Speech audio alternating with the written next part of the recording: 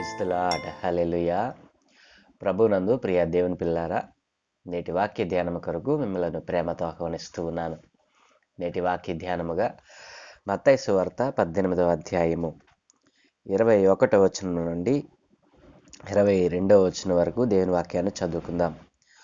ఆ సమయమున పేతురు ఆయన యొద్దకు వచ్చి, ప్రభువా, నా సహోదరుడు నా ఎడల తప్పిదము చేసిన ఎడల నేను ఎన్ని మారులు అతన్ని క్షమింపవలెను? 7 మారుల మట్టుక అని అడిగాను.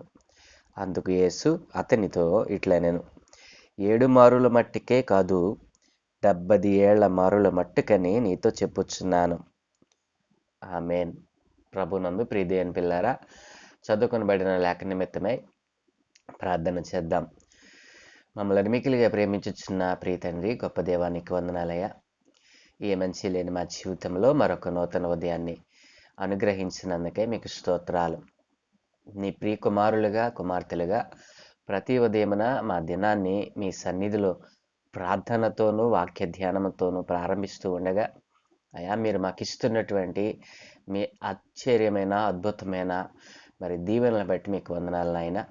ఈ ఉదయం కూడా నాయన నీ పాద సన్నిధిలో చేరి నీ వాక్యాన్ని ధ్యానం చేయబోతూ ఉండగా నాయన క్షమిస్తే కలిగే ప్రయోజనాలు, క్షమించుటలో ఉన్న ఆ యొక్క ఆధిక్యత ఏమిటో ఈరోజు నాయన మేము ధ్యానం చేయబోతూ ఉండగా మీరే మాకు బోధించి నేర్పించమని యేసునామమున ప్రార్థించి వేడుకుంటున్నాను తండ్రి. ఆమేన్.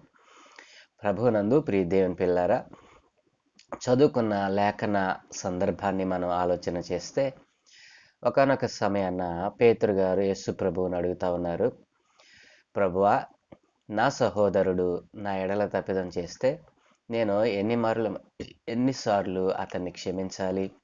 7 సార్లు క్షమిస్తే సరిపోతుందా అని ప్రభువుని అడిగినప్పుడు ప్రభు అంటాడు కదా, పేతురు, 7 మారుల మట్టుకే కాదు, 70 ఏళ్ల మారు మట్టుకని ఆయన జవాబిస్తాడు.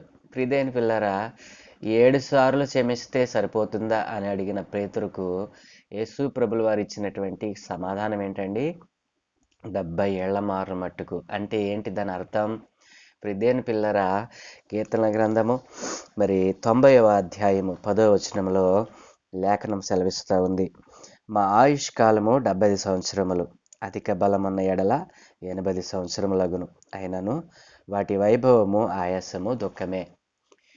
ప్రియమైన దేవుని పిల్లలారా, ఈ లేఖనాన్ని బట్టి మనం ఆలోచన చేస్తే పేతురు అడిగిన ప్రశ్నకు 7 మారుల మట్టుకే కాదు, 70 ఏళ్ల మారుల మట్టుకు అని ప్రభువు ఎందుకు చెప్పాడు అంటే దాని అర్థం, ఎవరైనా మన సహోదరుడవచ్చు, మన పొరుగువాడవచ్చు, ఎవరైనా సరే మన ఎడల తప్పిదం చేసినప్పుడు వారిని ఎన్ని మారుల మట్టుకు క్షమించాలంటండి?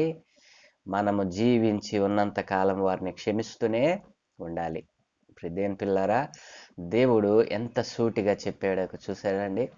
పేతురు అనుకున్నాడు 7 సార్లు క్షమిస్తే సరిపోతుంది అనుకున్నాడు, కానీ ప్రభు సెలవిచ్చాడు, మన జీవిత కాలం ఎంత?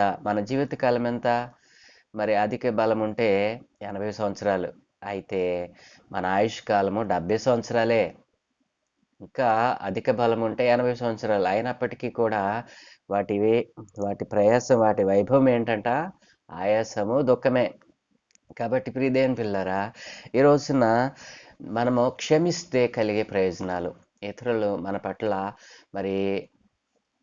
తప్పిదం చేసినప్పుడు, మనలను మోసం చేసినప్పుడు, మనలను గేలి చేసినప్పుడు, మనలను క్షమించరాని పాపము చేసినప్పుడు, మన సహోదరుడు మన పట్ల తప్పిదం చేస్తే మనము అతన్ని ఎన్నిసార్లు క్షమించాలని ప్రభు చెప్తున్నాడు?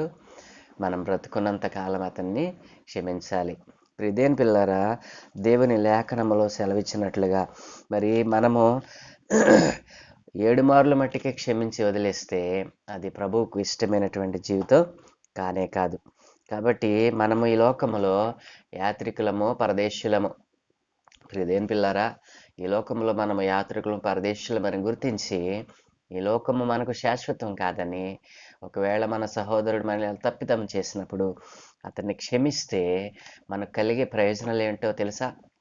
మన మనము క్షమించడం వలన మనకు కలిగేటువంటి ప్రయోజనాలు ఎంత అద్భుతంగా ఉన్నాయో మనము చూద్దాం. ప్రియదేవుని పిల్లారా, ఇతరులను మనం క్షమిస్తే పరలోకమందున్నటువంటి మన తండ్రి మనల్ని క్షమిస్తాడట.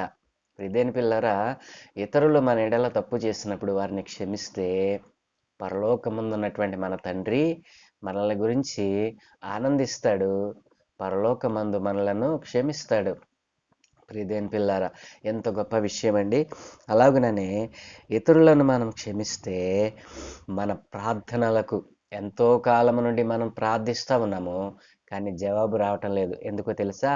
నీ పొరుగువానిని నీవు క్షమించలేదు, నీ శత్రువు నీవు ఇంకా నువ్వు ద్వేషిస్తూనే ఉన్నావు, కాబట్టి నీ ప్రార్థనకు జవాబు రావటం లేదు. కాబట్టి ఎప్పుడైతే మరి నీవు ఇతరులను క్షమిస్తావో నీ ప్రార్థనకు జవాబును దేవుడు అనుగ్రహిస్తాడు. ప్రియ దేవుని పిల్లారా, మరి ఎంతో కాలంగా నువ్వు ప్రయత్నం చేస్తున్నటువంటి ఆ ప్రయత్నం సఫలమవుతుంది. కాబట్టి ఇతరులను క్షమిస్తే మూయబడిన ద్వారాలు తెరవబడతాయి. ఇతరులను క్షమిస్తే మూయబడిన ద్వారాలు ఎంతో కాలంగా మూయబడ్డాయేమో అవి తెరవబడతాయి. ఇతరులను క్షమిస్తే మీకు స్వస్థత కలుగుతుంది. ఇతరులను మనం క్షమించినప్పుడు మరి స్వస్థత అనేది మనకు శీఘ్రంగా సంప్రాప్తి అవుతుంది. అలాగుననే మనకు సమాధానం కలుగుతుంది. ఇతరులను మనం ఎప్పుడైతే క్షమిస్తామో మనకు సమాధానం కలుగుతుంది. కాబట్టి ప్రియ దేవుని పిల్లారా, ఈరోజు దేవుడు మనతో మాట్లాడుతూ ఉన్నాడు. నీకు ఎంతో కాలంగా శత్రువుగా ఉన్నారేమో, నువ్వు ఎంతో మందికి శత్రువుగా మారిపోయావేమో, ఈ రోజున ఎంతోమంది నన్ను మోసం చేశారని వారి మీద ద్వేషం పెట్టుకుని ఉన్నావేమో, ఈరోజు ప్రభు అంటూ ఉన్నాడు, వారిని క్షమించి వేసాయి. వారిని దేవునికి వదిలిపెట్టి దేవుడు చూసుకుంటాడు. నీ వారిని క్షమించి వదిలిపెట్టాయి. మరి నీవు వదిలిపెట్టినట్లయితే దేవుడు నీకు అనేక ప్రయోజనాలు అనుగ్రహిస్తానంటున్నాడు. నీకు సమాధానం వస్తుంది, నీ ప్రార్థనకు జవాబు వస్తుంది. మరి నీ జీవితంలో ఎప్పుడూ మరి చూడనటువంటి ఆశ్చర్యమైన అద్భుతమైన కార్యాలను చూడగలుగుతావు. నీకు శాంతి సమాధానం ఉంటుంది. పరలోకమందున నీ తండ్రి సంతోషిస్తాడు.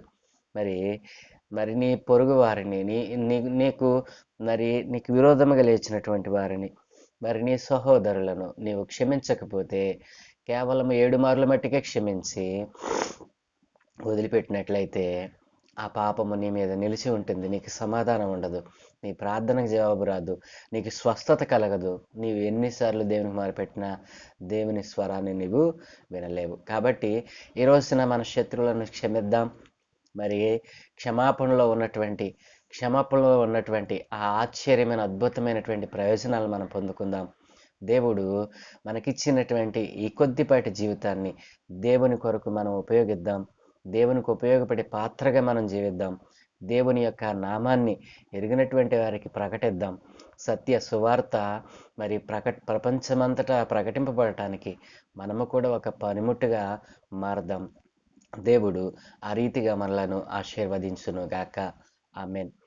ప్రార్థన. సకల ఆశీర్వాదముల కారణభూతుడైన తండ్రి, మా మంచి దేవానికి వందనాలు నాయన. అవును తండ్రి, పేతురు గారు తీసుకువచ్చిన సందర్భము మా జీవితాలకు ఎంతో మరి విలువైనటువంటిది నాయన. అవును తండ్రి, మా శత్రువులను మా సహోదరుల మేడల తప్పిదం చేస్తే మేము 7 మార్ల మట్టికే క్షమించి వదిలేస్తే అది క్షమాపణ అవ్వదని, నీవు జీవించినంతకాలం వారిని క్షమించాలని నీవు చెప్పిన ఆ అమూల్యమైనటువంటి మాటను బట్టి మీకు వందనాలు. అవును దేవా, ఈ రోజున అనేక మందిని శత్రువులుగా భావించి ఈ రోజున వారి జీవితాల్లో మీ అద్భుతమైన ఆశ్చర్యమైన కార్యాలను చూడలేక ఎంతోమంది నాయన మరి దీనులైపోయారు నాయన, తొలగిపోయి ఉన్నారు. అట్లాంటి వారు ఈ రోజున నీ సత్యవాక్కును తెలుసుకున్నారు నాయన. ఇదిగో మేము జీవించినంత కాలము నాయన మా పట్ల మరి తప్పు చేసిన వారిని క్షమించుటకు మనసును కలిగి చేయమని, అయా అలాగున క్షమించే గుణము మాలో ఉంచుకుని మీరిచ్చేటువంటి ఆ యొక్క అమూల్యమైన ప్రయోజనాలు మేము పొందుకోవడానికి సహాయం దయచేయమని నాయన, ఈ రోజు నుండే నాయన వారి శత్రువులను వారు క్షమించి వేసి దాన్ని నీకు ఇష్టలైన కుమార్తెలుగా మారడానికి సహాయం దయచేయమని, ఈరోజు మేము చేయ పనులన్నిటి మేము మీకు అనుదృష్టి ఉంచి మీ దోతల కాపుదలు అనుగ్రహించి మీరే మహిం పొందుకోమని యేసునామమున ప్రార్థించి వేడుకుంటూ ఉన్నాను తండ్రి. Amen, amen, amen.